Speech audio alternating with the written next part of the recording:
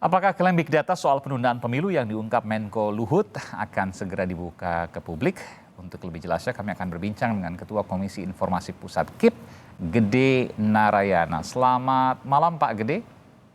Selamat malam. Iya, dengan Aiman, Kompas TV Jakarta. Pak Gede, jadi ini bisa berujung pada sidang? Ya, jadi artinya adalah sidang itu, sidang sengketa informasi publik ya. Ya. Jadi sidang sengketa informasi publik itu adalah bagian akhir, penutup bagian akhir apabila proses permohonan informasi publik kepada badan publik itu tidak terselesaikan, tidak terjadi suatu penyelesaian, baru berujung pada sengketa. Tetapi apabila dalam proses permohonan informasi publik kepada badan publik terselesaikan, tidak ada sengketa. Oke. Situ. Artinya data itu disampaikan sebelum kemudian masuk ke sidang, begitu ya? Gimana Mas? Artinya data itu disampaikan sebelum ada sengketa yang berujung pada sidang, maka selesai, begitu ya? Oh, belum tentu, nggak tahu juga. Jadi saya belum lihat permohonan informasi publiknya secara akurat ya, secara detail ya. Permohonan informasi publiknya seperti apa? Dari ICW maksudnya? Dari ICW ya, dari Oke. pemohon dalam hal ini tentunya ICW. Permohonannya seperti apa? Terus kan ada proses mekanisme diselesaikan atau tidak itu tergantung antara para pihak. Para pihak itu artinya ICW dalam hal ini pemohon dan badan publik dalam hal ini Kementerian Marves. Apa yang diminta saya belum lihat tuh secara detailnya Mas. Tapi kan Pak Luhut bicara dalam kapasitas pribadi bukan badan, Kementerian Koordinator Maritim dan Investasi. Apakah bisa dianggap itu sebagai badan? Nah, saya kan merujuk kepada info bahwa ICW itu memohon, tadi kan ada filmnya juga. ICW itu memohon permohonan informasi publik kepada Kementerian Koordinator Marves kan. Ya. Kementerian Koordinator Marvesnya badan publik. Betul. Gitu. Nah di dalam publik itu kan ada pejabat publiknya. Menurut undang-undang pejabat publiknya itu disebut PPID, Pejabat Pengelola Informasi dan Dokumentasi. Ya, saya paham. Maksudnya begini, kalau seandainya nanti Pak Luhut bilang kan saya bicara soal ini atas nama pribadi, bukan atas nama kementerian. Artinya nggak bisa dong kemudian saya dalam tanda kutip ya dituntut sebagai badan Kemenko Marinvest karena saya bicara sebagai sosok pribadi. Ya, kalau bicara tentang hal itu dari informasi yang kami terima itu kan bahwa permohonan itu ditujukan kepada kementerian. Ya. Kementerian itu di situ saya patokannya bukan. Oke, baik. Saya bicara soal ini Pak Gede. Kalau seandainya ke depan seperti itu bisa saja kan seseorang misalnya menteri tapi ya bicara dalam kapasitas pribadi. Artinya tidak bisa kemudian diajukan ke dalam sidang KIP dong.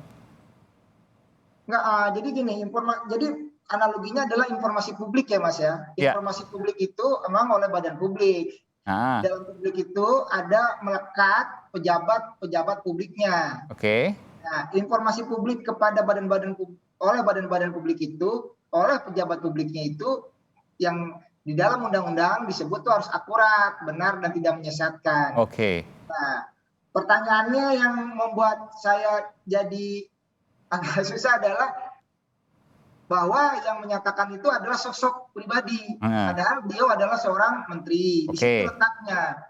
Nah, di situ yang harus dibedakan. Sementara undang-undang itu kan badan publik.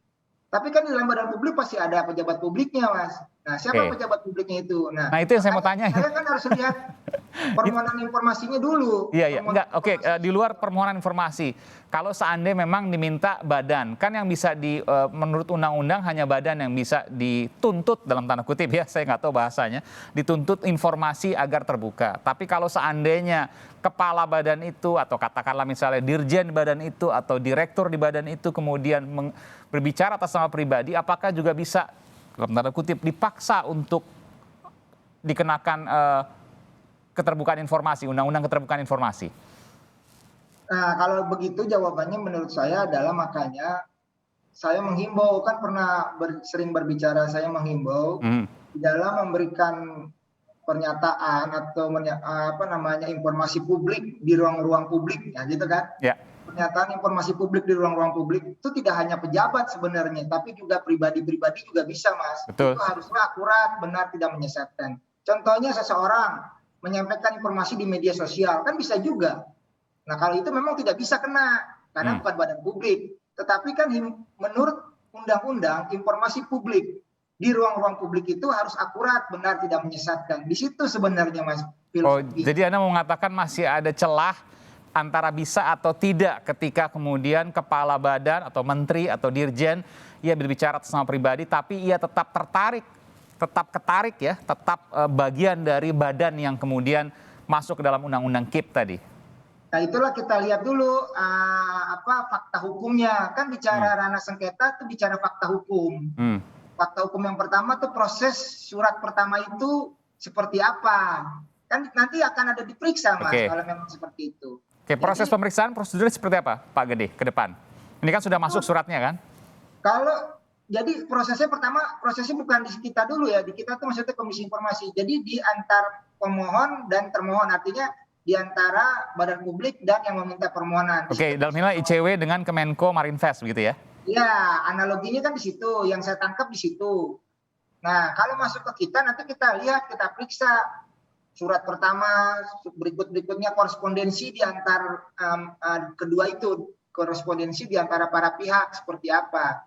Setelah diperiksa, baru pertama menerima kan benar. Setelah itu kita periksa, setelah periksa baru kita mengadakan kalau memang itu sidang sengketa informasi publik. Di sidang sengketa informasi publik itulah kita mempertemukan para pihak. Siapa yang dipertemukan? Tentunya pemohon. Siapa itu pemohon? ICW. Orang ICW dalam hal ini bisa orang, bisa kelompok orang, bisa organisasi berbadan hukum. Siapa itu termohon? Pejabatnya. Pak Luhut berarti. Pak Luhut dong? Pejabatnya itu siapa? Nah, bisa saja PPD atau atasan PPD. Bahasa undang-undang itu atasan PPD, bahasa undang-undang. Biasanya atasan PPD orang tinggi, orang eselon 1 atau pejabat tingginya. Kalau yang bicara Pak Luhut berarti Pak Luhut yang harus bicara karena atasan Pak Luhut kan presiden. Betul, enggak. Suratnya itu loh Mas, bukan digituin. Artinya surat itu kepada siapa? Surat permohonan ICW-nya itu kepada siapa? Pasti kepada Pak Luhut. Dia kepada Menko Maritim kan? Iya. Mestinya harus kepada Menko Maritim. Jadi Pak Luhut nanti yang kemudian dipanggil untuk kemudian disidang soal Komisi Informasi Pusat. Nah, bisa beliau, bisa juga memberikan kuasa. Oke. Tim kuasa untuk menghadiri sidang. Terakhir Pak Gede, prosesnya berapa lama untuk proses ini? Dari awal pemohon masuk kemudian sidang dan lain sebagainya? Maksudnya dari awal apa ya? Dari awal ketika masuk ke permohonan KIP, sengketa ini kemudian ada, lalu kemudian sampai sidang dan kemudian harus dibuka informasi itu. Jadi pada saat masuk sidang sengketa ke ranah kita, itu undang-undang menyatakan diusahakan 100 hari kerja Mas. Oke, baik. Ya. 100 hari itu kurang lebihnya, jadi bisa cepat. Ya kan sidang itu kan nggak bisa diprediksi ya. Iya, baik. Kalau ketat kan bisa lebih panjang, tapi diusahakan 100 hari. Filosofinya seperti itu. Baik, terima kasih Kepala Komisi Informasi Pusat, Gede Narayana. Kepala Mas, Ketua. Oh iya, mohon maaf. Makanya penafsirannya harus jelas sih. Iya, harus jelas. Karena ini informasi harus terbuka nih, Kepala dan Ketua itu beda. Baik, Ketua Komisi Informasi Pusat, Pak Gede Narayana. Terima kasih Pak Gede, sehat selalu. Ya Mas. Ya.